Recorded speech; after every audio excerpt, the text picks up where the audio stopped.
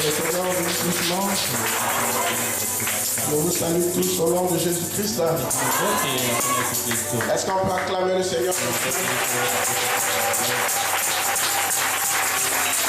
Amen. Nous le louons pour la grâce que nous accordez d'être ici ce matin. Et je crois qu'il mettra encore quelque chose dans nos cœurs.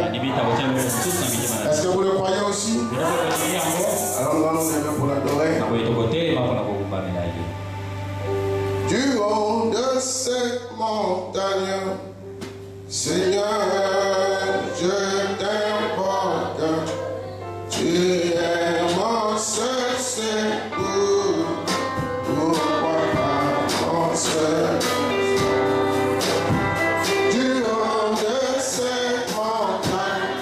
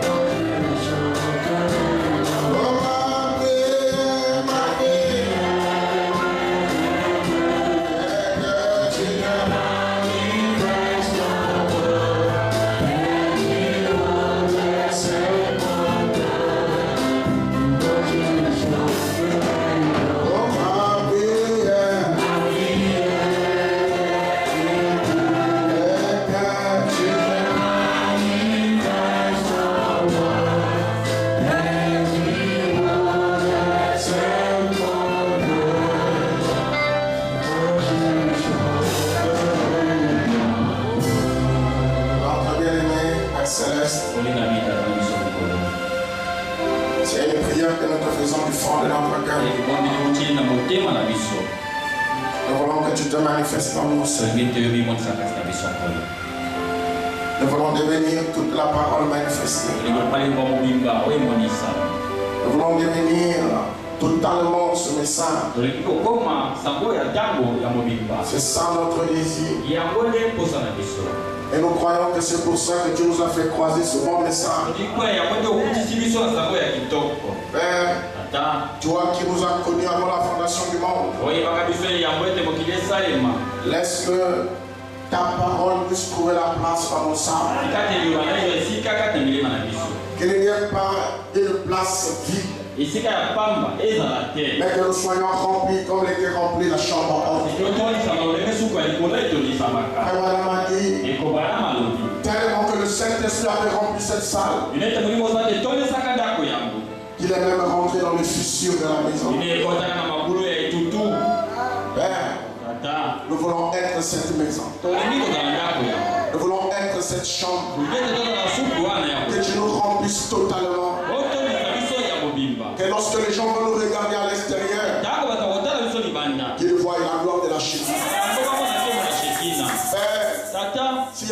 choses qui empêchent que cela se fasse, que tu enlèves cela. Nous sommes venus ici pour toi. Rien que pour toi. C'est un grâce qui nous a accordé cette possibilité d'être ici. Et nous voulons que lorsque nous sommes ici, seul ton esprit puisse gouverner. Que ta parole puisse être donnée et que nos âmes puissent l'accepter. Seigneur Jésus, nous t'ouvrons nos cœurs. Dépose ta parole dans nous. Qu'il n'y ait pas une parole qui tombe à côté, mais laisse que toute la parole tombe dans nos âmes. Seigneur, laisse que tu puisses oindre ton serviteur.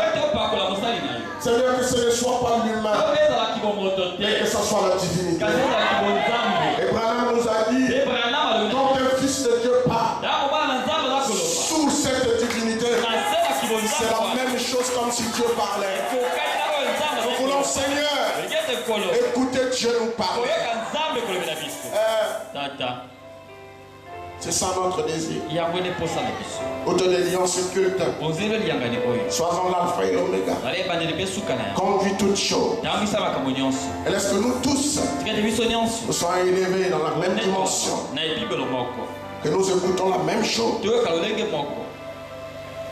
Que nous soyons au niveau où toi tu veux que nous soyons. Et que ce culte soit un parfait culte. Merci Père. Nous comptons sur toi. Au nom de Jésus-Christ. Amen. Vous pouvez vous asseoir, merci. Et le Seigneur bénisse tous encore. Je vous l'avais dit.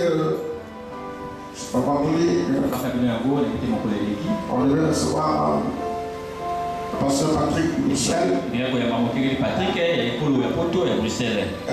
venir apporter la parole ce matin. Et à ma grande surprise, j'ai vu le frère Sylvain Kouala. Acclamez très fort pour lui. Amen. Que le Seigneur bénisse notre Sylvain. Il bénisse aussi notre frère de Shekinah, comment on l'appelle? Frère Dominique aussi. Frère Dominique, vous l'avez si on ne vous connaît pas. Acclamez très fort pour lui. Merci. Vous asseoir. Et que soit loué. Nous devons être des bons Africains. Frère Madame dit que chez nous au sud, le poignet n'est pas dedans. Amen. Non, le poignet de la porte. Le loquet n'est pas dedans, mais il est dehors. Frère Madame dit, ça veut dire que ce n'est pas toi qui vas, c'est pas moi à l'intérieur qui ouvre, mais dès que tu viens, tu ouvres toi-même. Et au Mont Carmel, le poignet aussi est dehors. Et dès que quelqu'un vient, il frappe, il ouvre, il rentre. Et nous souhaitons la bienvenue à nos bien-aimés. Amen. Nous sommes des bons Africains. Et je crois que c'est frère Sylvain qui peut raconter ça. Quand il était 3 plus 5 au il est parti visiter une famille avec les autres à la sortie. On l'a accompagné seulement, on a ouvert la porte et puis on a fermé. Et la personne, lui, il pensait que la personne était derrière lui pour l'accompagner jusqu'à ce qu'il descende. Il regarde, la personne est partie. Ça, ce sont les Européens. Mais chez nous, en Afrique, on accompagne juste dehors. Jusqu'à ce que tu rentres dans ta voiture. Alléluia. Et vous savez que nous avons toujours été hospitaliers. Vous le savez, les premiers voisins de Jésus, c'est les Africains. Les premiers amis de Jésus, c'est les Africains. Quand il avait vu Hérode, il a pu se cacher en Afrique. Est-ce que quelqu'un veut dire Amen? Le frère Madame dit, lorsque je prie pour une personne de couleur, et que je prie que ça ne marche pas, je dis Seigneur, souviens-toi de leur grand-père. On l'appelait Simon le Cyrène. Tout l'enfant qui t'avait aidé à porter la croix. Et quand il dit ça ne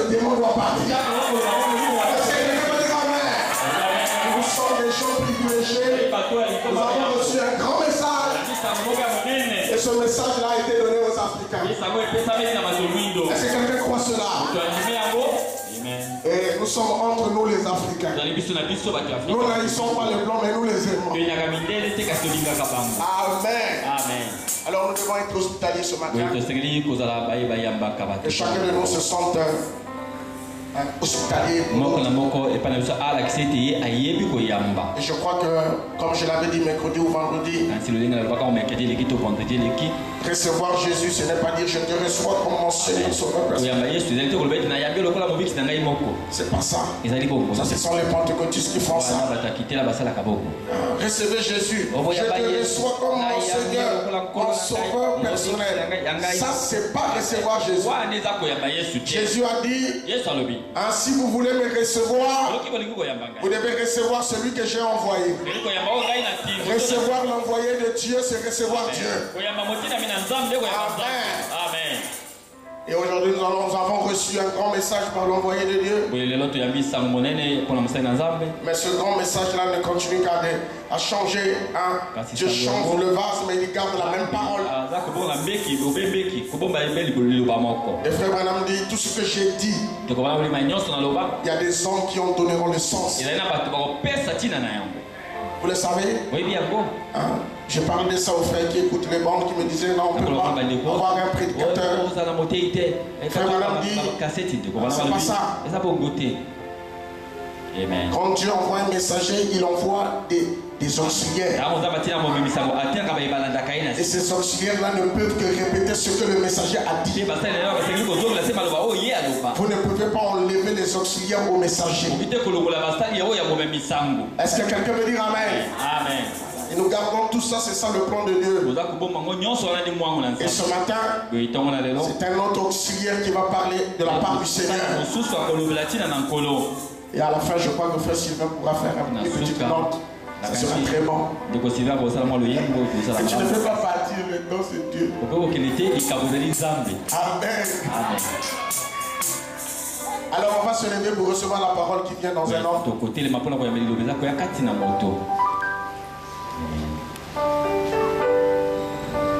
Viens Seigneur Jésus.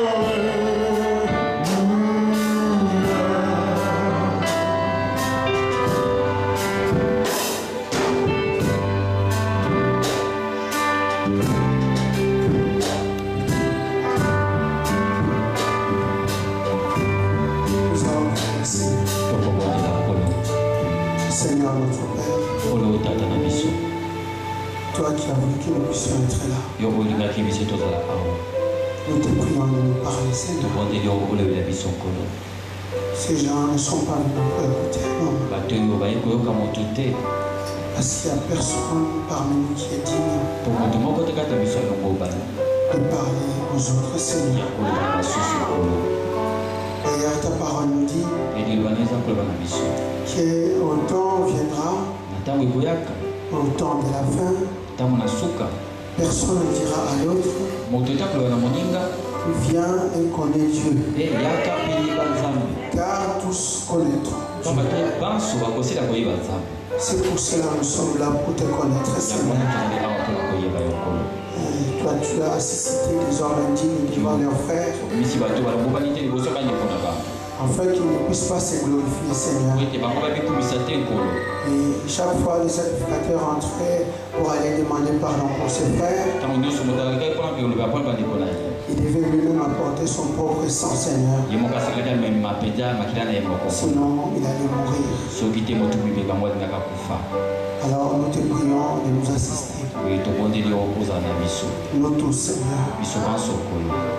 Commençons de la chair jusqu'au dernier banc. Au nom de Jésus-Christ. Amen. Que le Seigneur vous bénisse. Vous êtes très nombreux ici. Je suis habitué aux petites églises. Et chaque fois que j'interviens ici en Afrique, j'ai l'impression d'être dans une convention. Parce que quand nous avons des conventions chez nous, nous réunissons les gens comme ça. Sinon, nos églises, c'est des 5 à 500 personnes. Les 500, c'est vraiment des très très grandes églises. Vous pouvez vous asseoir pour quelques minutes. Je voulais remercier le pasteur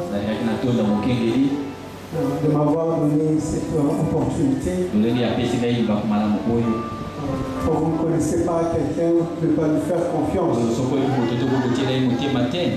Et s'il m'a fait confiance, c'est grâce à frère Sylvain Akwala. C'est mon grand frère. Et je remercie aussi papa Dominique, qui a quitté Kinshasa pour venir me voir. Son fils est l'un des brebis chez moi. Alors il a trouvé bon de ne pas me rater alors que je suis juste en face. Et je vous remercie infiniment.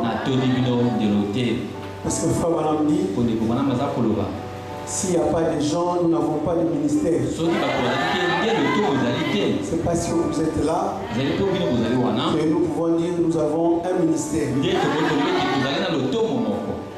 J'ai été frappé par le nom de votre église.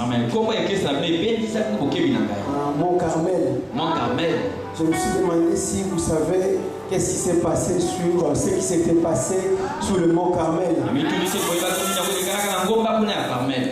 Et sur le Mont Carmel, c'est la première fois qu'il y a la démonstration de force. Où Dieu a démontré la puissance devant les dieux ou les prophètes de Baal. Et la deuxième fois, c'était sous la montagne de transfiguration. Et Frère Branham dit, comme Dieu est parfait en 3, au temps du soir, il fallait sortir cette montagne pour montrer la troisième ou la démonstration de force pour la troisième fois. C'est pour cela, à cette époque-là, on devait avoir un Kennedy qui était à Cab. On devait avoir un Jacqueline qui était chez Abel. Parce que dans cette période-là, je devais démontrer la puissance. À l'époque de Jésus, on devait avoir Hérode. On devait avoir Hérodias qui dirigeait les pays. Donc ça c'est le 3 démonstration de puissance. Et là où vous êtes, nous devons voir la puissance de Dieu. Mais c'était quoi cette puissance? Nous pouvons penser qu'il faut que le feu descende. Le feu littéral. Mais Frère Branham dit que les taureaux qu'on avait mis sur l'autel, ça signifie le croyant. Il dit l'autel signifie l'église. Et les prophètes de Baal, c'est les prédicateurs. Il dit les églises, Les gens prêchent. Ils inondent les gens de la parole. Les gens sont noyés. Mais il n'y a pas de feu. Mais quand un vrai serviteur prend la parole, monte dans cette chair, comme Élie le prophète, le feu descend, consume le corps, consume le croyant, transforme le croyant. Et on ne retrouve ni l'autel, ni les taureaux. On voit le feu de Dieu. C'est ce qu'on devait trouver ici. Non pas les gens sur le banc, mais les gens devaient voir le feu de Dieu. Je crois que c'est ça ma prière. Si nous pouvons nous mettre debout pour lire alors la parole. Je suis la Marc au chapitre 16. Je vais commencer au verset 15. Puis il leur dit, allez par tout le monde et prêcher la bonne nouvelle à toute la création. Celui qui croira et qui sera baptisé sera sauvé.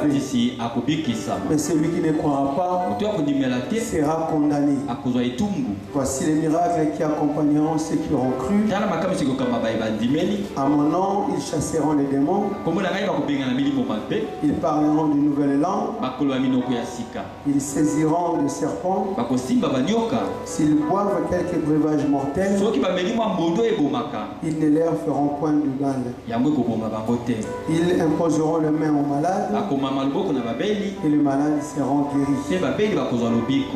Le Seigneur, après leur avoir parlé, fit enlever au ciel et il s'assit à la droite de Dieu. Et ils s'en allèrent prêcher partout. Le Seigneur travaille avec eux et confirmait la parole avec les miracles qui l'accompagnaient. Que le Seigneur ajoute de bénédiction à sa parole. Vous pouvez vous asseoir. Je vais pendant quelques instants parler d'une question. Une question que chacun de nous doit se poser. Cette question qui revient souvent. Cette question, on l'a posée même à notre Seigneur Jésus. Et chacun de nous doit se poser cette question.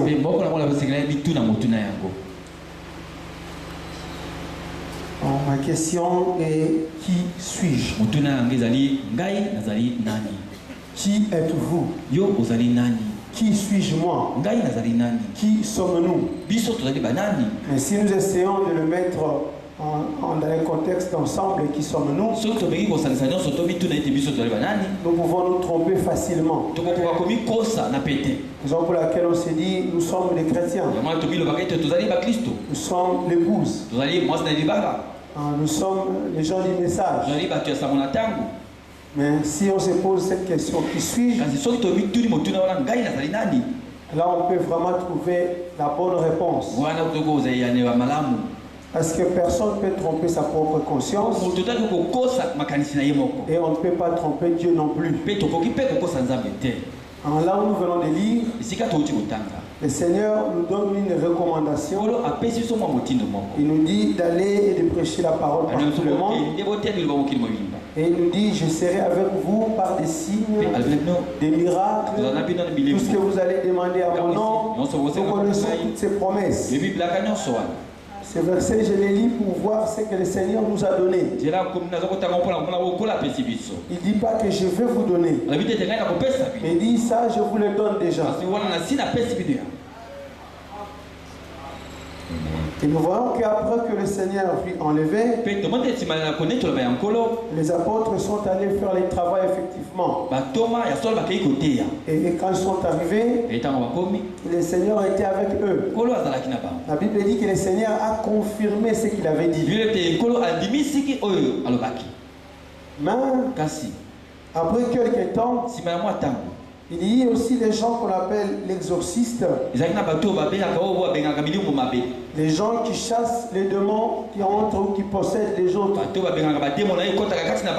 Ils ont cherché à faire la même chose. Ils ont imité. Ils ont essayé d'agir comme les apôtres, comme de vrais disciples. Donc nous pouvons les lire. Ils ont cela dans les Actes des Apôtres.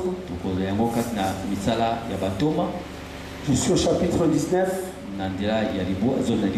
Je commence au verset 13. Quelques exorcistes juifs à Milan essayèrent d'invoquer sur ceux qui avaient des esprits malins le nom du Seigneur Jésus.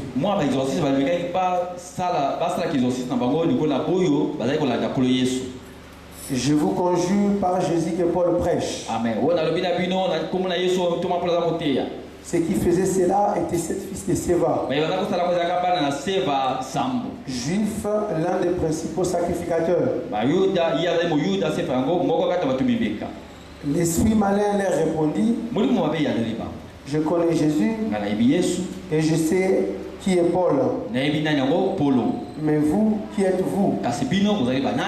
Et l'homme dans lequel était l'esprit malin, s'élançant sur eux, s'est rendu maître de tous, tous deux, et le maltraitant de telle sorte qu'il s'enfuit de cette maison nue et blessé. Donc, nous voyons ici que le Seigneur a dit: vous allez invoquer mon nom sur ceux qui sont malades, ceux qui ont des problèmes, ceux qui ont des démons, comme moi j'ai fait. Quand vous allez les faire, je vais vous exaucer. Ça va se faire. Ne vous inquiétez pas. Faites tout simplement ce que j'ai dit. Les apôtres ont essayé de le faire et ça marchait. Mais on voit que d'autres personnes, les enfants des prédicateurs, les croyants, nous entrons dans les détails. Que c'était les 7 fils d'un prédicateur puissant, c'est-à-dire juif, l'un des principaux. Ce n'est pas un petit prédicateur comme moi, parmi les principales, un principaux. Ces enfants ont commencé à imiter. Et ils ont dit au nom de Jésus. Ils n'ont pas dit au nom de notre Père. Mais le nom de Jésus que Paul prêche. Ils ont reconnu la suite. Et cela n'a pas marché. Ils ont été tabassés. Ils ont fui. Et nous aujourd'hui, le Seigneur nous a envoyé l'un de messagers. Nous avons des petits messagers, des prédicateurs.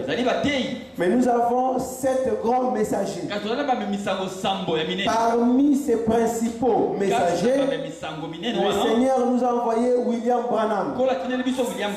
Et il arrive que nous allons essayer de faire ce qu'il a fait. Au lieu d'avoir ce qu'il a fait. Mais nous essayons de mettre en pratique une citation. Cela ne marche pas. On commence à avoir des doutes. Alors que nous voyons que quand Frère Branham commençait à parler aux gens, il disait: croyez-vous que je suis le prophète de Dieu? Il savait ce qu'il était. Si vous lui posez cette question, on veut vous dire: oh, je ne crois pas que je suis prophète. Mais quand les démons s'approchaient, quand il y avait un problème, c'est là que la réponse de cette question se met en action. Croyez-vous que je suis le prophète de Dieu? Alors vous êtes guéris. Ah, des fois il n'utilisait même pas le nom de Jésus. Parce que le prophète de Dieu signifie le prophète de Jésus. Ceux qui ont commencé à adorer Frère Branham, ils ont dit, regarde ici, Frère Branham prie, il n'utilise pas le nom de Jésus. Mais il est le prophète de qui? Il est le prophète de Jésus. Il suffit de croire que le Seigneur l'a envoyé. Vous êtes guéri. Est-ce qu'on peut répondre à cette question? Parce que si vous ne répondez pas à cette question, vous allez voir tout de suite avec moi. Nous allons commencer à lire notre prophète. Et il va nous dire que vous êtes maudits.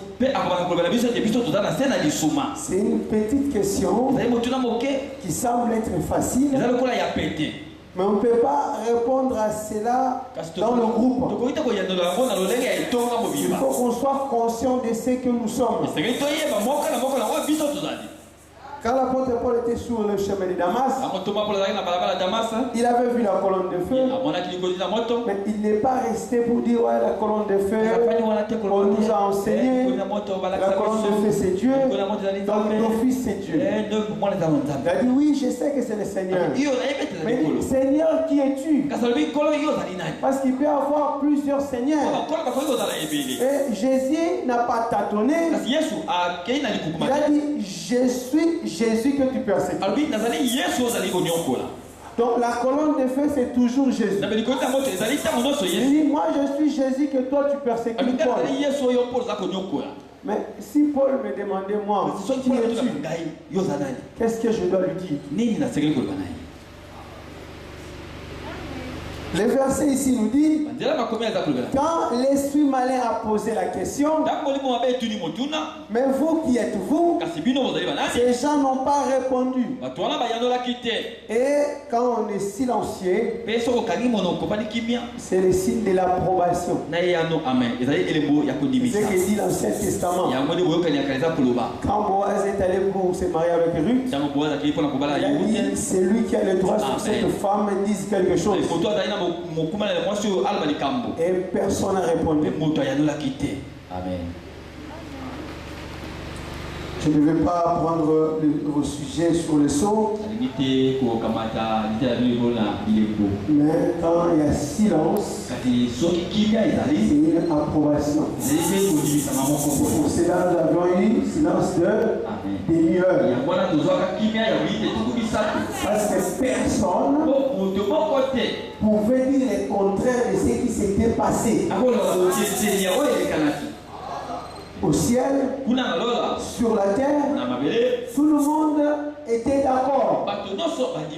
Même le diable, même s'il regardait ce qui s'était passé, non, il a raison. Alors je dois me taire. Lisons Frère Branham. Dans la position d'un croyant en Christ,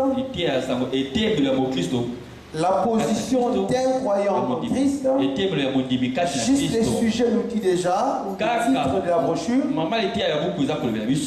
Quelle est votre position? Et vous allez reconnaître votre position si vous répondez à la question qui suis-je? Des fois, on se bat dans l'église qui va être pasteur, qui diacre, parce qu'on n'a jamais répondu à cette question.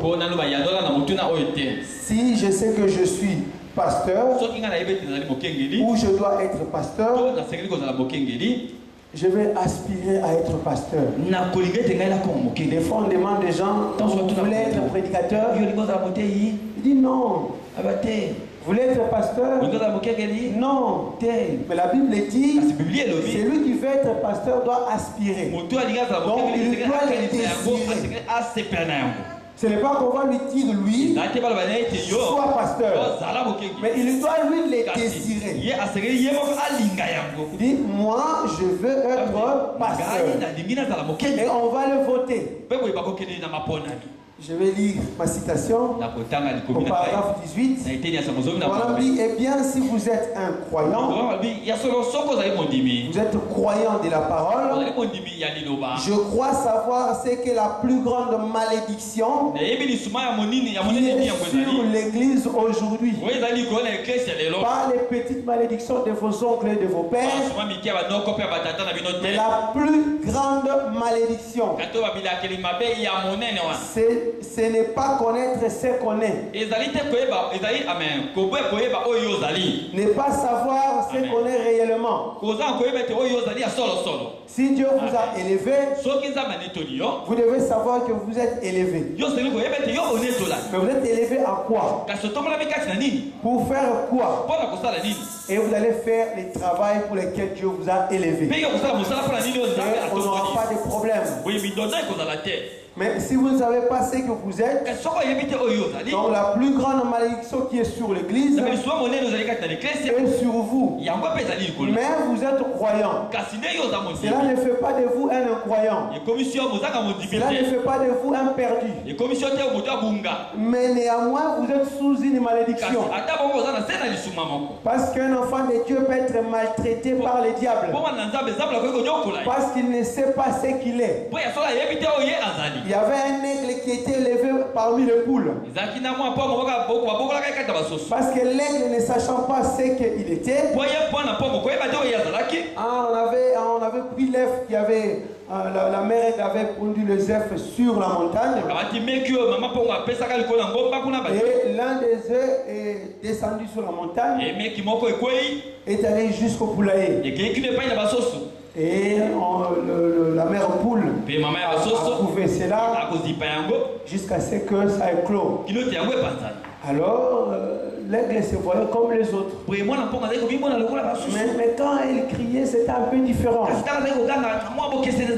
qu'elle mangeait, c'était un peu différent. Mais elle s'est débrouillée ou il s'est débrouillé comme ça. Donc pendant cette période-là, l'aigle était sous l'esclavagisme. L'aigle était dans la malédiction. C'est pour cela l'apôtre Paul nous dit, l'héritier tant qu'il est enfant, il ne diffère pas de l'esclave. Mais c'est l'héritier. Le Seigneur nous a tout donné. Mais il faut savoir qui je suis. Mais quand on ne sait pas ce qu'on est, on est sous la plus grande malédiction. C'est pour cela que j'ai posé la question si vous saviez où vous êtes. Si vous saviez les noms qui influaient sur vous. Vous avez tout simplement donné le nom à votre église. Est-ce que vous aviez été transformé à cela? Lisons encore le prophète. Dans Jéhovah Jireh, en paragraphe 14, en troisième partie, comme on dit, la plus grosse erreur que je peux trouver dans toutes ces églises, mais particulièrement les véritables églises des nés de nouveau, si vous remarquez, on parle des croyants, on parle des enfants de Dieu. Ici, nous ne parlons pas du péché, on ne parle pas des incroyants, nous parlons à ceux qui croient. Mais nous voyons que même sur ceux qui croient, il peut avoir des malédictions qui ne viennent pas de nos familles, mais qui viennent de nous-mêmes, parce qu'on n'a pas répondu à la question qui suis-je. Nous pouvons trouver des grosses erreurs qu'on peut trouver dans toutes les églises, mais particulièrement là où les gens sont nés de nouveau. C'est que ces gens-là, je lis maintenant Frère Branham, c'est que ne savent pas ce qu'elles sont. Vous ne vous rendez pas compte du privilège que Dieu vous a accordé. Et ce privilège-là est total et à 100%. Je ne parlais pas d'une chose ou d'une autre. Je ne parlais pas des miracles ou de la guérison. Mais dans toute votre vie, dans toute situation, le Seigneur a accordé au privilèges. Il a dit faites ceci, faites ceci, faites ceci. À mon nom, moi je vous les donne. Mais les croyants ne sachant pas qui il est, alors il va être sous une malédiction. Il va être dans la plus grosse erreur. Voilà me dit, vous ne vous rendez pas compte du privilège que Dieu vous a accordé. Vous attendez quelque chose là loin dans une espèce de millénium. Les espoirs des croyants sont dans un certain millénium. Là,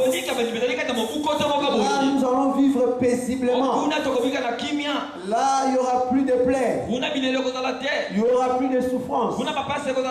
Mais vous pouvez mettre fin à votre souffrance ici. Vous pouvez vivre paisiblement ici.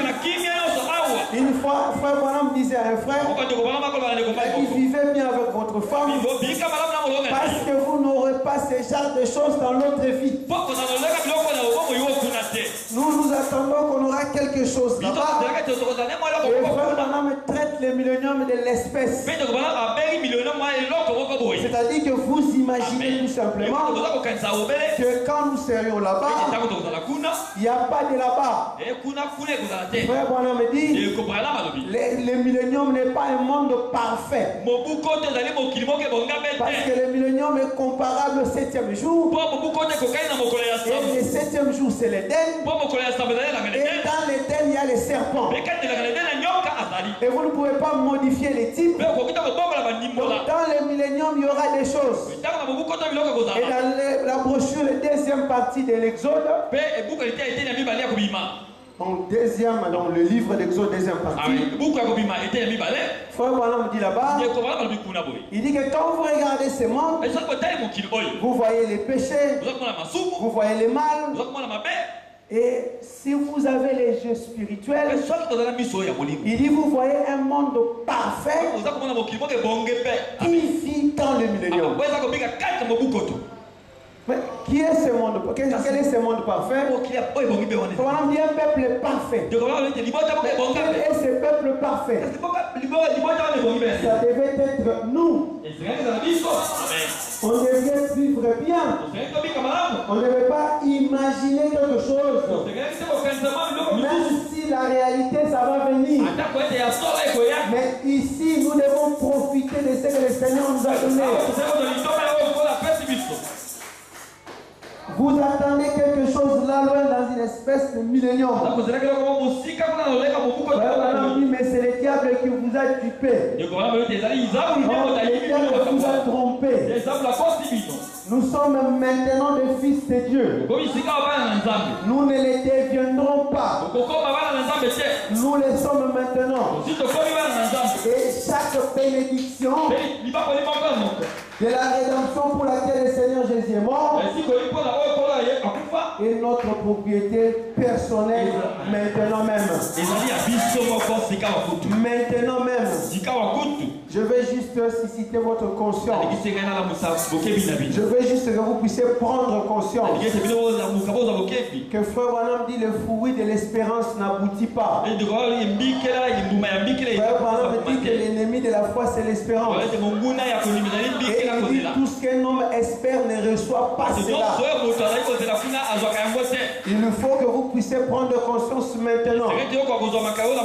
Parce que notre Seigneur Jésus-Christ a dit, celui qui croit à moi doit d'abord chercher le royaume des cieux. Chercher le royaume des cieux premièrement.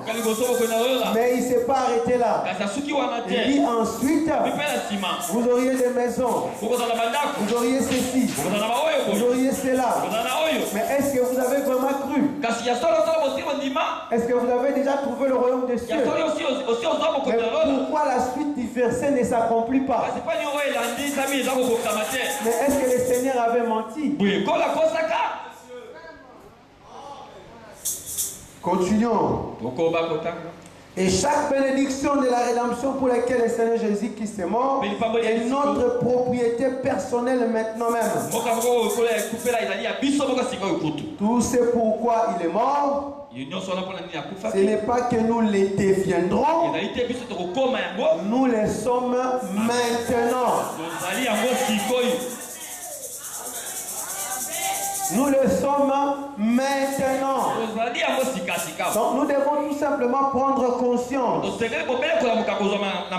Dans la demeure future, Frère Branham dit, il dit, quand un homme reçoit le Saint-Esprit, il réalise tout simplement qu'il était dans l'éternité. Parce que l'éternité ne s'est jamais arrêtée. Mais nous continuons à rêver quand nous serons dans l'éternité. Si l'éternité a pris fin à un certain moment, donc ce n'est plus l'éternité. Voilà, si le monde ici, ce n'est que le point, un petit point qu'on appelle le point temps. Mais guettons l'éternité. Si nous prenons conscience, notre langage va changer. Notre manière de voir les choses va changer. Nous allons dire des choses pourquoi le monde va nous appeler des fous. Mais c'est ça la foi. Mais nous disons toujours les choses de la même manière que les autres. Quand quelqu'un est malade, nous utilisons le même langage. Quand nous souffrons, nous demandons si on est venu accompagner les autres.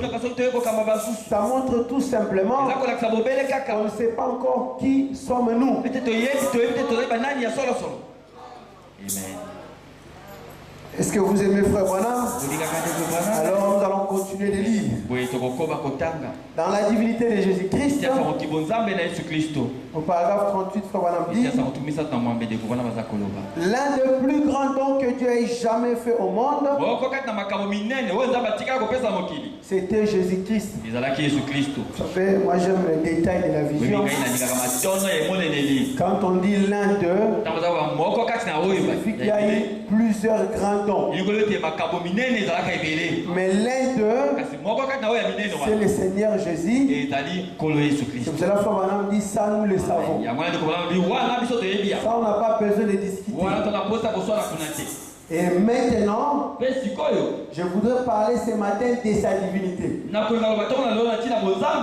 Qui il est? La plupart des gens les considèrent comme un petit bébé couché là dans la crèche, et ainsi de suite. Mais cela n'était qu'une des images. C'est-à-dire qu'il y a plusieurs images de lui. Donc là, on n'avait qu'une de ces images à lui. Juste une scène du drame pour arriver à ce qu'il est réellement. Donc c'est une image pour finalement arriver à ce qu'il est réellement. On peut le comparer apprenant l'exemple de la vie humaine. Nous commençons dans le genre de vie qui est dans la grossesse jusqu'à mourir. Donc il y a des images. Ah, j'ai un enfant, mais on ne voit pas encore l'enfant. Et après 9 mois, on voit l'enfant. Mais l'enfant ne parle pas. Et après un certain temps, l'enfant va marcher, l'enfant va parler, l'enfant va aller à l'école. Et ça va devenir un jeune homme. Le jeune homme va devenir papa. Il va changer de titre. Il va devenir vieillard. Et il va mourir. C'est des images. Amen. Et quand nous devenons chrétiens, nous avons aussi des images. Nous croyons à un certain moment, nous sommes des enfants.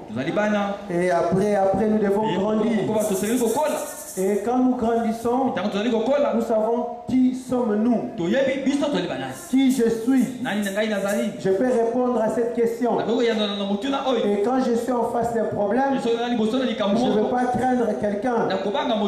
Je ne veux pas avoir peur de ces problèmes-là. Parce que je suis qui je suis. S'il y a un problème ici quelque part, et que nous avons un général parmi nous, nous allons lui dire, est-ce que tu peux aller là-bas? Parce qu'on sait que quand il va arriver, il ne va pas dire je m'appelle Jean. Je suis le général Jean. Ce n'est pas son nom qui est important, mais c'est sa grade ou son titre. Donc il sait ce qu'il est. Et souvent nous sommes seulement croyants. Mais nous ne savons pas ce que nous sommes. Donc chaque croyant doit savoir ce qu'il est. Et pour voir ça encore mieux, quand quelqu'un s'est converti et devient médecin, parce qu'il n'était pas médecin, le fait de faire la formation et devenir chrétien, c'est une conversion. Et quand il devient médecin, il va être fier de porter ses vêtements. Des fois même, il va arriver avec jusqu'au quartier pour que les gens voient vraiment qu'il est médecin. Quand quelqu'un s'est converti et devient militaire, il va venir avec son tennis pour que les gens puissent le voir. Mais aujourd'hui, quand quelqu'un s'est converti, il devient croyant. Une femme a peur de porter de longues jupes. Les sœurs ont peur à l'école parce qu'elles ne se sont pas posé cette question. Qui suis-je? Si elles pouvaient répondre à cette question, je suis une chrétienne, une future maman. Je suis l'exemple, la lumière du monde. Je représente Jésus-Christ. Elle ne pouvait pas avoir peur parce que Jésus n'avait pas peur. Mais c'est parce qu'on ne répond pas à cette question. Les frères, ils arrivent que la colère surpasse. On arrive à taper sa femme parce qu'on ne se pose pas cette question. Même quand on est en colère, il faut se demander qui je suis. Amen. Qui je suis. On dit, vous êtes l'enfant du roi. Et il dit, votre femme, c'est l'enfant du roi. Et si vous devez vous considérer toujours comme ça. Si on peut répondre à cette question. Continuons toujours dans la divinité de Jésus-Christ. Je prends le paragraphe 61. On dit maintenant ce matin je parle de la divinité de Christ. Pour que vous sachiez qui est celui que nous adorons aujourd'hui. Il ne s'agit pas d'un bébé dans une crèche de Père Noël. Mais nous adorons le Dieu Tout-Puissant dans la divinité de son Fils. Nous parlons du Christ. Pourquoi nous parlons du Christ? Continuons dans la même brochure, avec la même pensée. Au paragraphe 80, et cette même puissance, c'est même Christ. Nous parlons de Christ. Et il dit cette même puissance, c'est même Christ. Alléluia. Oh, laissez ces fondamentalistes. Laissez ces gens qui réunissent la puissance de Dieu. Dire qu'elle est fausse. Mais la même puissance qui a appelé le monde à l'existence se trouve dans ces gens qui ont les Saint-Esprit. La même puissance se trouve dans les gens qui ont les Saint-Esprit. Là, j'ai dit, nous parlons de croyants. Voilà les gens qui sont nés de nouveau. Qui ont les Saint-Esprit. Qui ne savent pas ce qu'ils sont. Comme les glands. Et le jour où la mère aigle est passée, et la mère aigle a commencé à crier, le gland a commencé à sauter à se la femme était habituée à marcher sur la bascule. Elle ne pouvait pas comprendre directement. Alors elle a essayé pour la première fois, elle a essayé pour la deuxième fois, jusqu'à ce qu'il puisse encore bien sauter. Elle a dit force, fais les efforts. C'est pour ça que je suis en train de parler de cela. Pour que vous puissiez faire des efforts. Que votre conscience puisse se réveiller. Parce que vous êtes des aigles.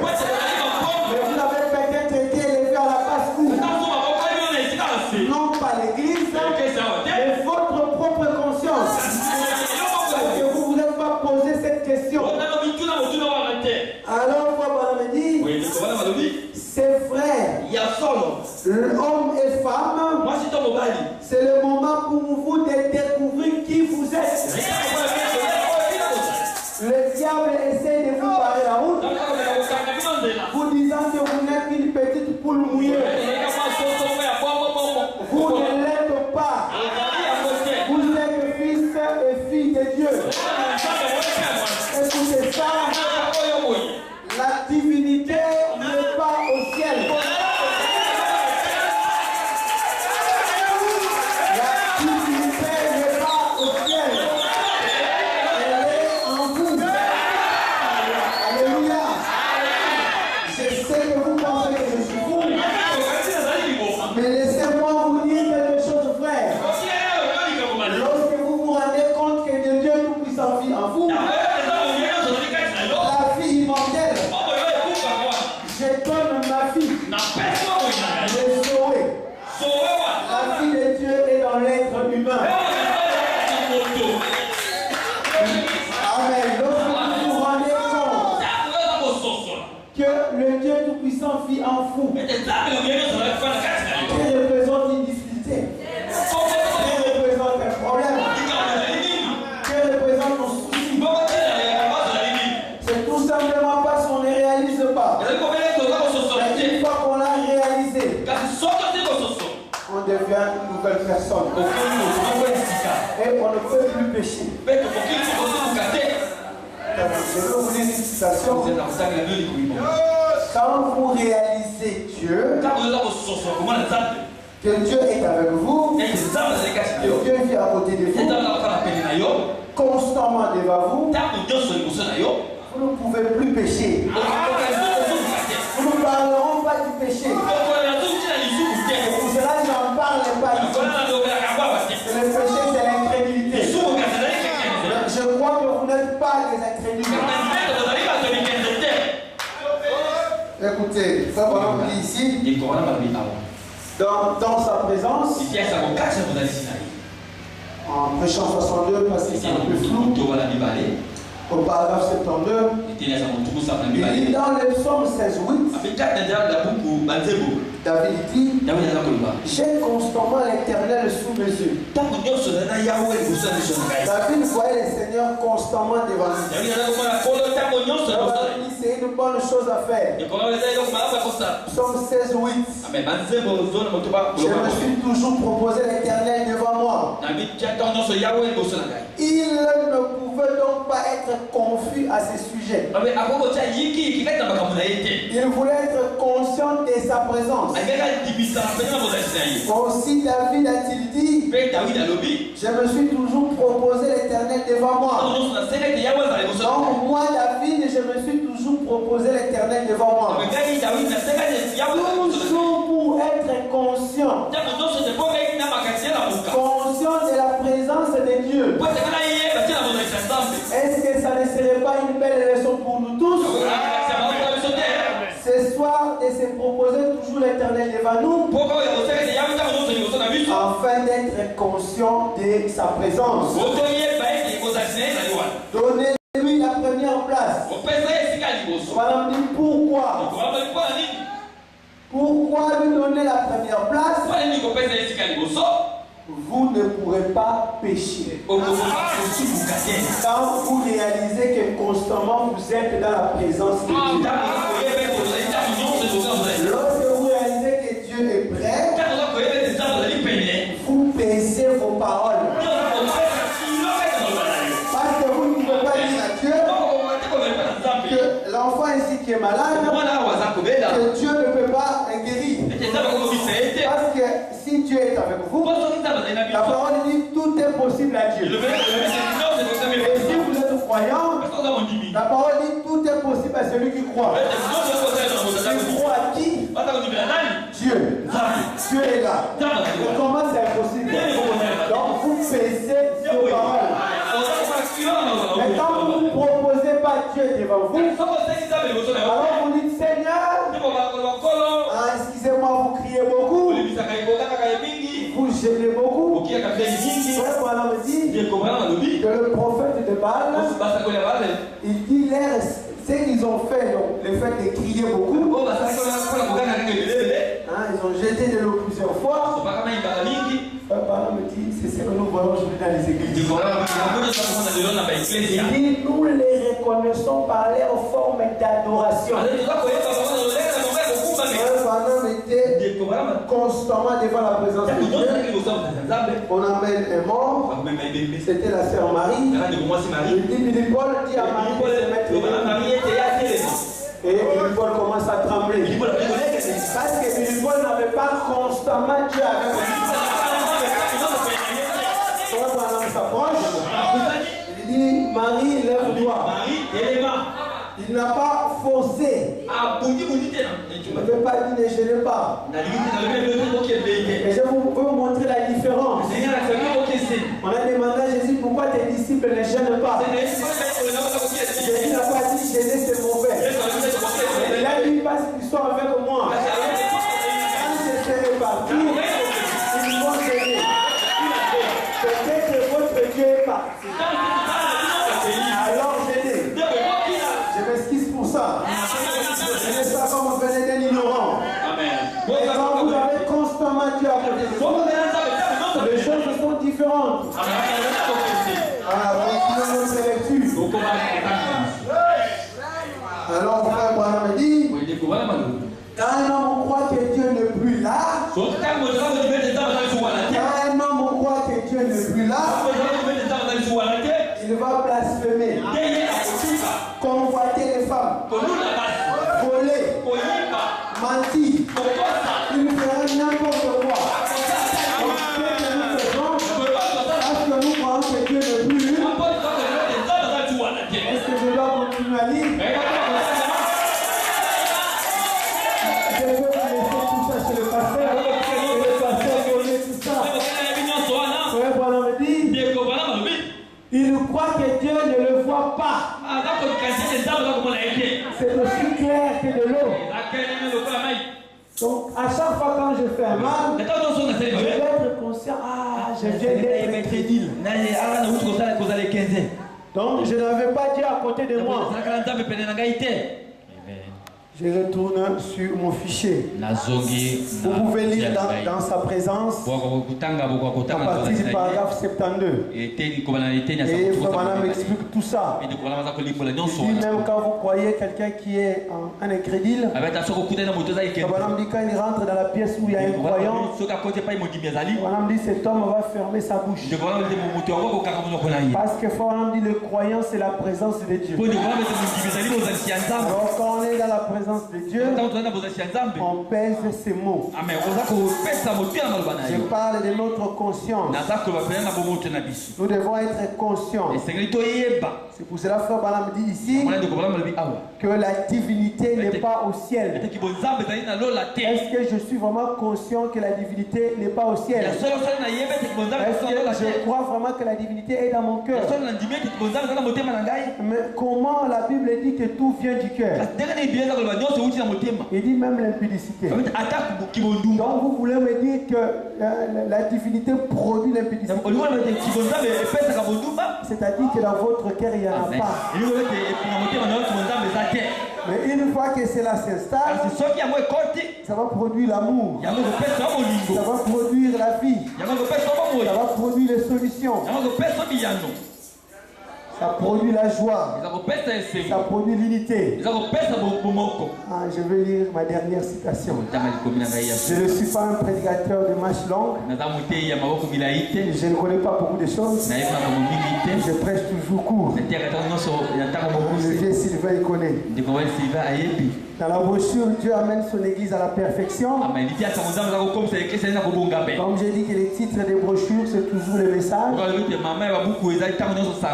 Dieu amène son église à la perfection. Ce dont nous sommes en train de parler, c'est la perfection. Atteindre un niveau, prendre sa propre place. Connaître ce qu'on est. Et une fois on les reconnaît, c'est la solution. Au paragraphe 19, Frère Branham dit ceci. Les pentecôtistes ont reçu le baptême du Saint-Esprit parce que nous sommes des pentecôtistes. Nous sommes des pentecôtistes. Nous ne sommes pas les gens qui créent les églises pentecôtistes. Mais le pentecôtisme, c'est l'expérience du baptême du Saint-Esprit. Et cela les fait participer à la communion. En harmonie avec Dieu. Des fils et des filles de Dieu. Ils sont nés de nouveau. Ou des fils de Dieu nés de nouveau. Enseignez-leur la Bible et ils vont croire à cela. Mais la chose est qu'ils oublient ce qu'ils sont. La chose est ce qu'ils oublient ce qu'ils sont. Ils se disent, eh bien, je ne sais pas. Voilà, dit, oh mon frère, vous qui êtes nés de nouveau, vous êtes des fils et des filles de Dieu. Ce n'est pas seulement fils et filles de Dieu. Vous êtes des fils et des filles de Dieu. Et à Jésus-Christ dans sa présence. Écho à Jésus-Christ dans sa présence. Mais qu'est-ce que vous comprenez? Est-ce que Jésus a déjà demandé au Père quelque chose? Est-ce que le Père lui a refusé? Comment vous, qui êtes écho à Jésus-Christ, demandez quelque chose à votre Père? Est-ce que le Père refuse? Oh là là, c'est ce qui met le diable en colère. Il va commencer à réfléchir. Votre réflexion, c'est ça le diable. L'apôtre Pierre a dit, Jésus a demandé qui suis-je? Qu'est-ce que les gens disent que je suis? C'était la même question. L'apôtre Pierre a trouvé la réponse. Il a dit, tu es le fils de Dieu vivant. Quelques jours après, il vient et lui dit, Seigneur, tu ne dois pas mourir. Le diable est entré en lui. C'était ses raisonnements. Jésus lui a pas dit, mais Pierre, tu m'avais dit telle chose. Il a dit, arrière de moi, Satan. Quand vous écoutez la parole, vous commencez à raisonner. Comment ça, je suis écho à Jésus? Moi, je ne suis pas né comme Jésus. Alors vous allez rester ignorant. L'incitation ne dit pas écho à Jésus dans la chair, mais dans la présence. C'est ce qui met le diable en colère. C'est laisser l'église vivante du Dieu vivant. Toi qui as... Écoutez, je pense que j'ai sauté. C'est laisser l'église de Dieu comprendre qui elle est. Oh, toi la grande église vivante du Dieu vivant. Toi le mont Carmel. Toi qui as prétendu avoir embrasé les bénédictions du bord de la coupe. Parfois je me demande si Dieu peut prendre son évangile et le secouer au point que tu comprennes qui tu es, le droit que tu possèdes, le privilège donné par Dieu. Que le Seigneur vous bénisse.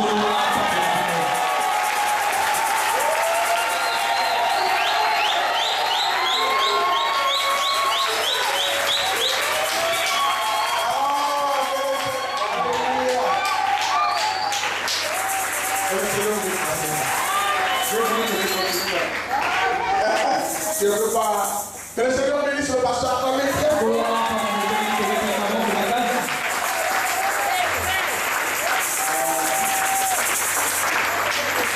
Si vous le comprenez, tout est fini. Si vous arrivez à réaliser qui vous êtes, ce qui habite en vous. Hein? Est-ce que quelqu'un m'écoute là-bas? Savoir qui tu es, les privilèges que Dieu t'a donnés. Il n'y a a rien qui puisse résister devant toi. Frère Branham nous a dit, si vous arrivez à comprendre qui vous êtes, Satan sera en colère. Et s'il y a quelque chose qui énerve Satan, c'est lorsque vous lui dites qui vous êtes. Si tu ne dis pas qui tu es, Satan va jouer avec toi. Tu dois d'abord le connaître et tu dois le confesser. Voilà pourquoi quand le diable est venu à Jésus, si c'est toi, ordonne que ceci se fasse. Si tu es, il a dit, il est écrit, tu ne tenteras pas le Seigneur ton Dieu. Jésus a ouvert ton identité. Est-ce que quelqu'un veut le faire aussi ce matin? Il veut montrer au diable qui il est. Frère Branham a dit, nous n'adorons pas un Dieu qui est au ciel. Frère Branham a dit, celui que nous adorons, ce n'est pas celui qui était à Bethléem. Dites Amen. Nous adorons le Dieu vivant. Qu'est-ce que c'était le Dieu vivant? C'est des choses que moi je mange. Est-ce que vous aussi vous mangez ça? Frère Branham a dit, vous voulez savoir qui nous adorons? Qui a le Saint-Esprit?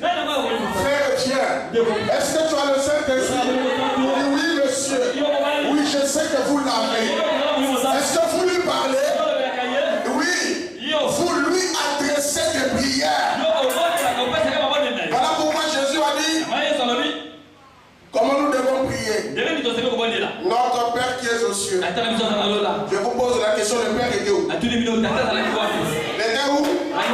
Jésus adorait qui? Le Père qui était où? Et quand il est arrivé sur la montagne, la voix est sortie du ciel. C'est ça le mystère. Vous n'adorez pas un Dieu qui est loin de vous. Si Dieu est au ciel, c'est difficile pour vous de lui parler.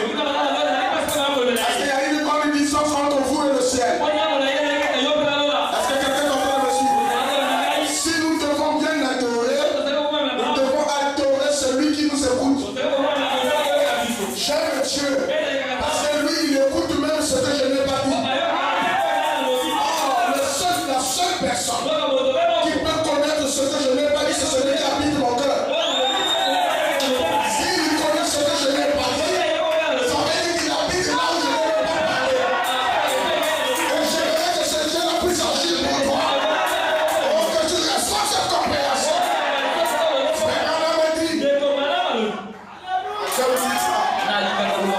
Frère Branham a dit. Le Fils est le Fils de Dieu. Lorsqu'il reconnaît ce qu'il sent, lorsqu'il parle, c'est Dieu qui parle. Frère Branham dit, alléluia, le Saint-Esprit dans un homme, c'est Dieu tabernaclant dans ce temps. Pas un petit Dieu, mais Dieu.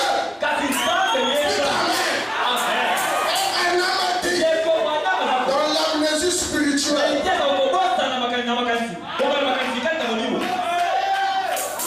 quand je suis devenu un fils de Dieu, je suis une partie de Dieu. Et nous devenons cette partie.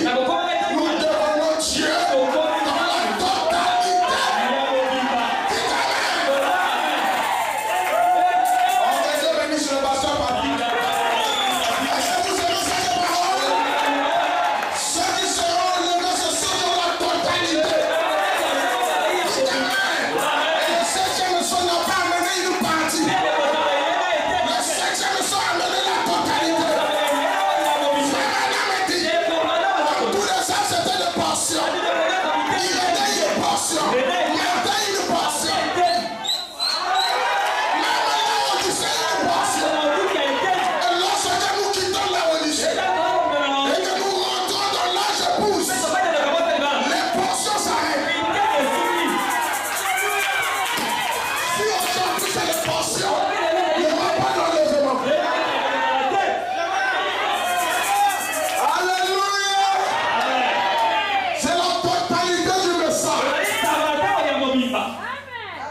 Si vous connaissez qui vous êtes, Satan ne pourra pas jouer avec vous. J'ai honte quand je vois des frères du message qui fuient les sorciers. Je dis que j'ai honte. Mais Bernard me dit, notre église, les gens devaient marcher dans la rue et ressusciter les morts. Bernard me dit, notre église devait faire des miracles. Est-ce que vous êtes capable de faire ça? C'est lui que nous adorons.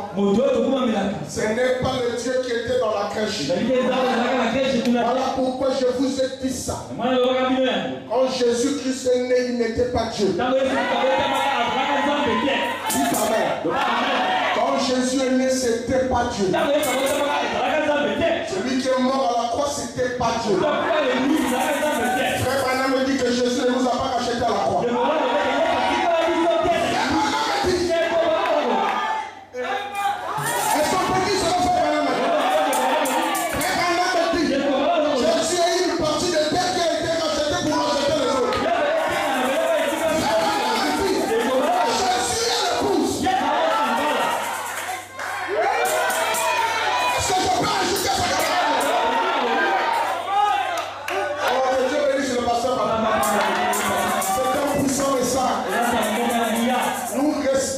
Jésus. Mais nous ne le croyons pas comme les païens.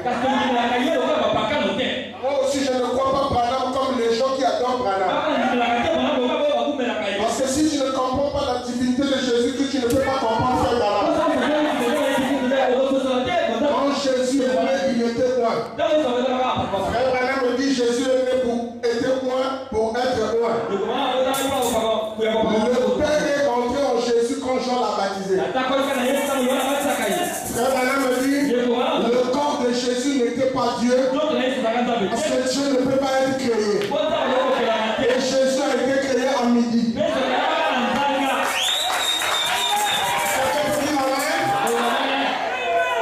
Attends, frère, tu n'aimes pas Jésus, non? Je suis un vrai adorateur. Les vrais adorateurs n'adorent pas le Fils.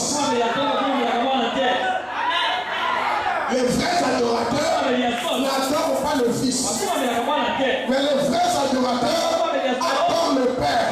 Or, le corps de Jésus, c'était le Fils. Le Père, c'était celui qui était à l'intérieur. S'il y a adoration, il y a le Père. Alléluia! Est-ce que quelqu'un est en train de suivre la parole? Nous ne sommes pas des dénominations. Même cette photo que nous avons ici, ça c'est pas Jésus. Ça c'est un dessin. Mais Branham qui a vu Jésus a dit, ça ressemble à Jésus. Mais c'est pas Jésus. C'est une image. Et frère Branham dans son bureau, il n'avait pas ça. Je vous ai montré la photo de frère Branham. Vous devez avoir la compréhension exacte de Jésus. Frère Branham me dit, l'évidence du Saint-Esprit, c'est pas sauter. L'évidence du Saint-Esprit, c'est pas courir. Il dit, avant je pensais que c'était l'amour. Mais aujourd'hui, j'ai réalisé que les gens du dehors là font plus des actions que moi.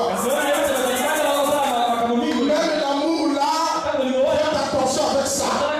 Mais l'évidence du Saint-Esprit, voilà pourquoi j'ai un frère Sylvain, c'est le détail de la vision. Écoutez-moi, cher ami, l'évidence du Saint-Esprit, c'est avoir une vision claire de la parole. Comprendre tout le message, c'est ça le Saint-Esprit. Dites amen. Alors aujourd'hui, il faut comprendre ce que Dieu a dit. Oh, comment nous serons égaux? Ça, c'est votre problème.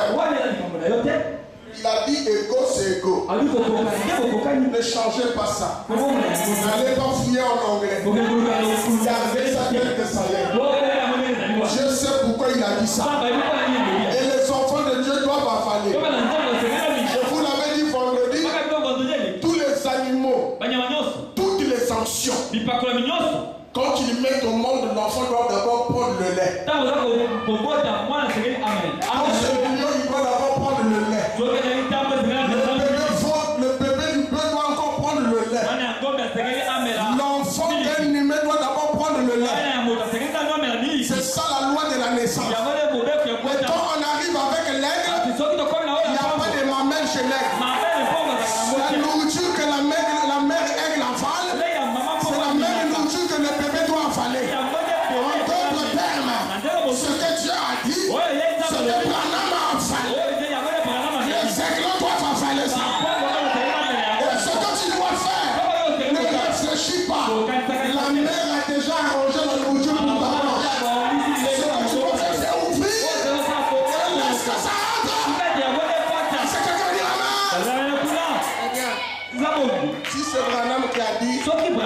Je me mets au garde à vous. Si Branham savait que nous ne pouvons pas faire ça, il devait dire ça. Amen. Ce que Branham sait que vous n'avez pas le droit de le faire, il vous dit ça.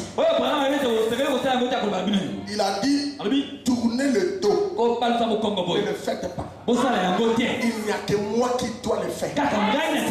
Cela m'a été donné individuellement. Mais s'il a dit écho, ça veut dire que c'est écho. Est-ce que quelqu'un veut dire amen? Voilà le message que moi je crois. Si tu avais un problème, peut-être que Dieu est loin de toi.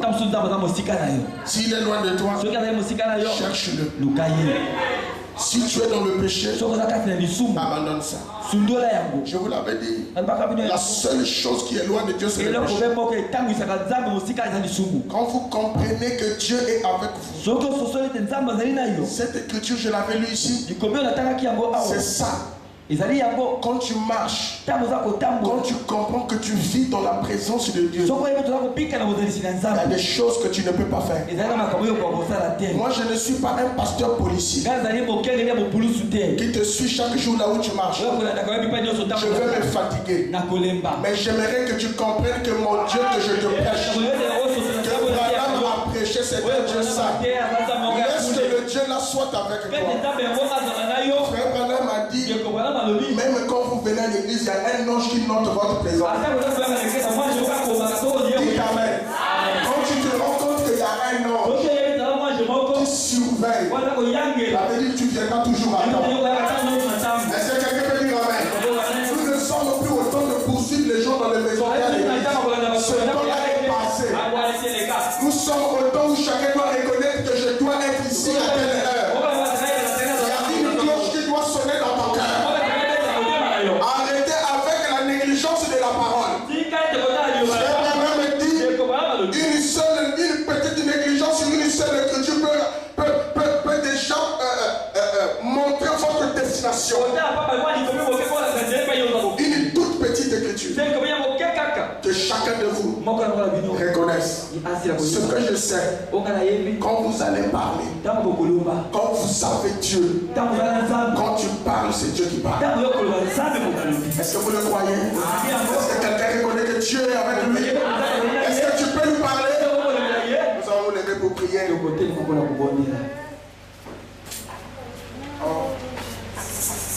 S'il y a quelque chose qui était là, qui te dérangeait, tu peux déjà demander au Seigneur d'enlever ça. Oh, tu connais mon cœur. Oh, toi Seigneur, tu connais.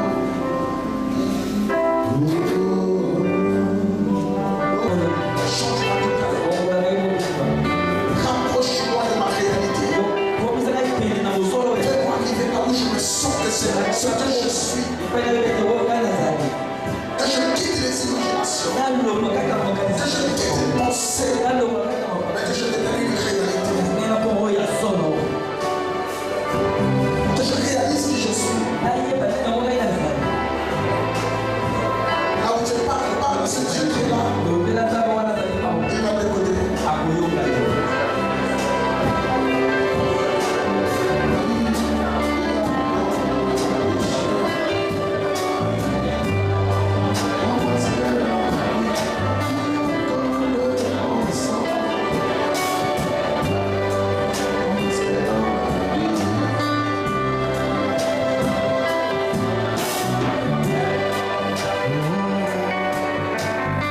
Tu connais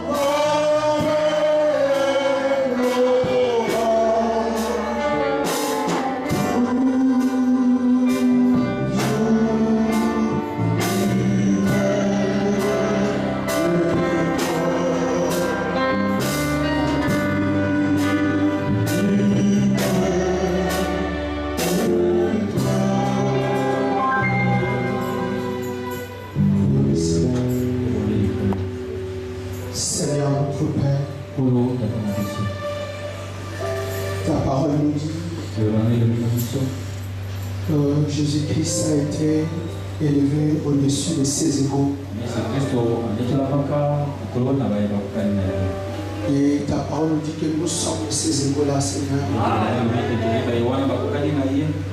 Et nous savons qu'il a été élevé au-dessus de nous, Seigneur. Et il faut avoir un modèle. Et nous voyons que le modèle de prier, Seigneur. Même si toi tu étais en lui, Seigneur. C'est pour cela que nous voulons faire la même chose. Mais nous savons que jamais tu avais refusé sa prière. Parce que quand tu te tabernacles dans un homme, tu deviens cet homme, Seigneur. Alors personne ne peut refuser à un homme ses propres désirs. Mais moi je viens aujourd'hui comme ces militaires à la croix. Alors que Seigneur, il devait jouer au sort pour voir qui allait prendre la robe du saint. J'ai été choisi dans ce sens pour parler de mes frères. Ne connaissant pas tout ce qui est leur désir, Seigneur, je te prie de les résoudre, Seigneur. Que tu puisses donner les désirs de leur cœur. Puisse bénir cette église, Seigneur. Tu puisses conduire ton serviteur que tu as choisi. Tu puisses bénir les sœurs. Tu puisses bénir le frère. Que le sœur soit le vrai dame, Seigneur. Que le frère soit le vrai père. Que les jeunes puissent avoir des ambitions. Que nous puissions prospérer en tous égards. Sans limite, Seigneur. Au-dessus de tout, nous puissions avoir l'assurance de qui nous sommes. Car c'est cela qui nous protégera, Seigneur. Alors que nous avions écouté ta parole, nous savons que dans la parole, il y a le pouvoir de transformation. Et quand les gens viennent devant, généralement, ils veulent quelque chose ou une réponse. Je te prie, Seigneur, que cette parole puisse transformer leurs besoins, Seigneur. Que cette parole puisse les rendre ce qu'ils sont réellement. Car c'est toi qui connais les cœurs. Je te prie ainsi, Seigneur, croyant que tu m'as écouté, au nom du Seigneur Jésus-Christ, notre Seigneur et Dieu. Amen.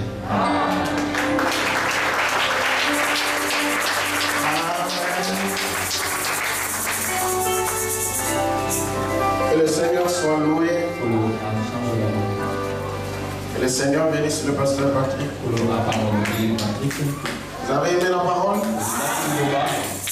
C'est passé dans vos estomacs? Amen. Frère Madame dit, parfois nous disons des choses pour que certaines personnes s'en aillent. Louis, il dit des choses pour que certaines personnes s'en aillent. Et certains réfléchissent. Mais c'est fait exprès. Dites Amen. Amen. Et dans ce message, chacun de nous doit grandir.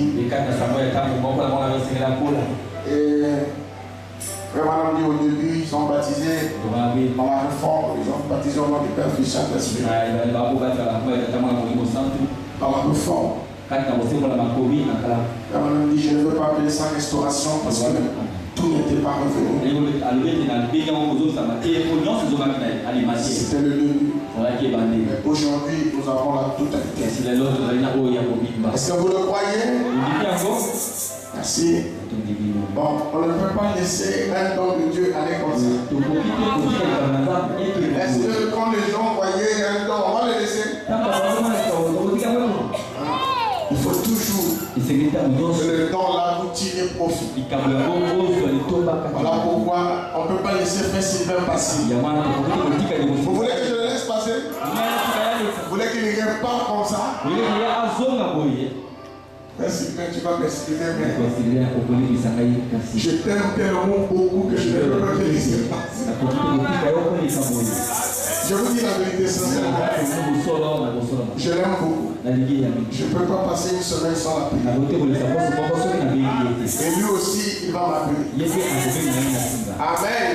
Est-ce que vous aimez le frère Sylvain? Il fait la fierté du message au Congo.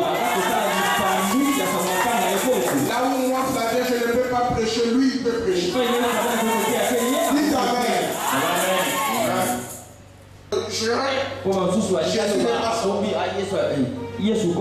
Oui. On bien dire ça. William Marion Branham.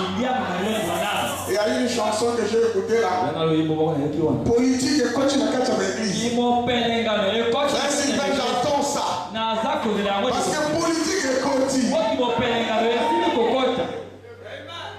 J'ai écouté ça, j'ai dit, mais quelle inspiration. Alors je vais appeler le frère Sylvain qui chante pour la gloire du Seigneur et pour la joie de ses enfants qui sont ici. Est-ce que vous aimez encore Sylvain? Que le Seigneur nous bénisse tous.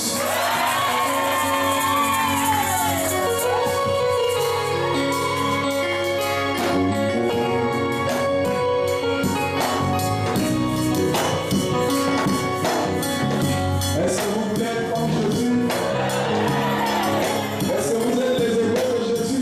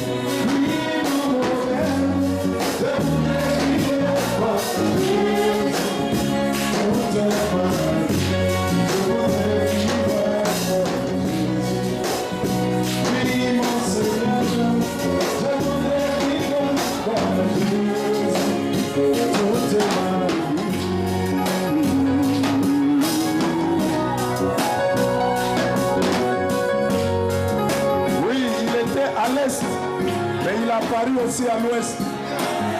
Et en ce temps de la fin, il a marché à Kentucky.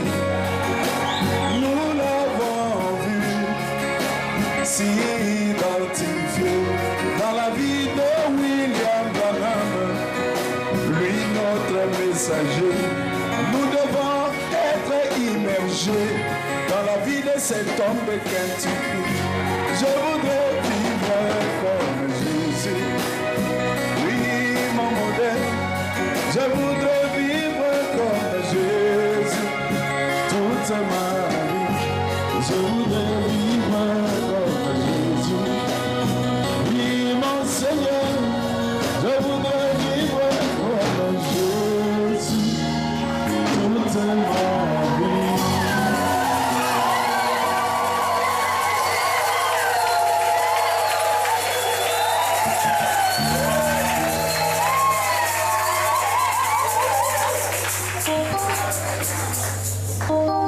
On va chanter le dernier.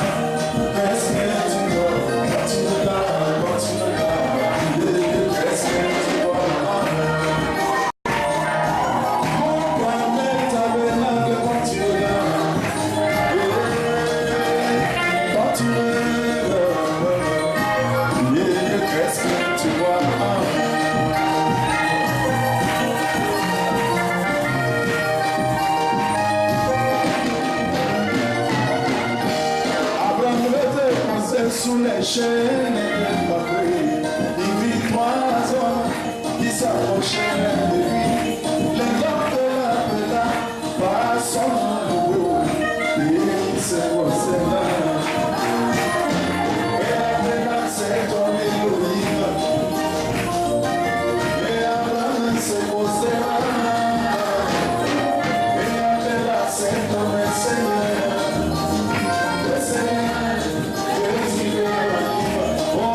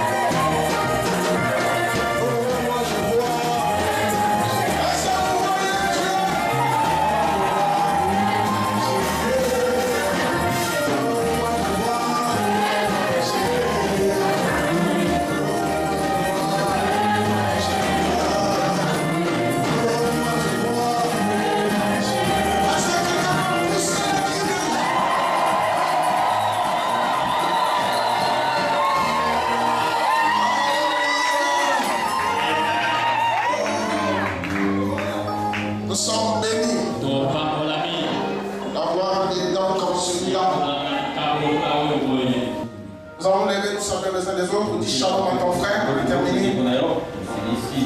Que Dieu bénisse le frère Sylvain Kuala. Ah, quelle joie.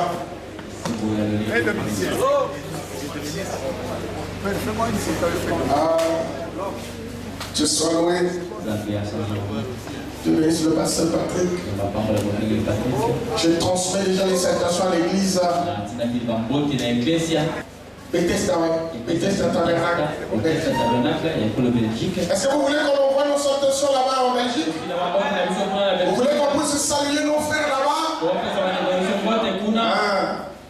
Que le Seigneur les bénisse là-bas.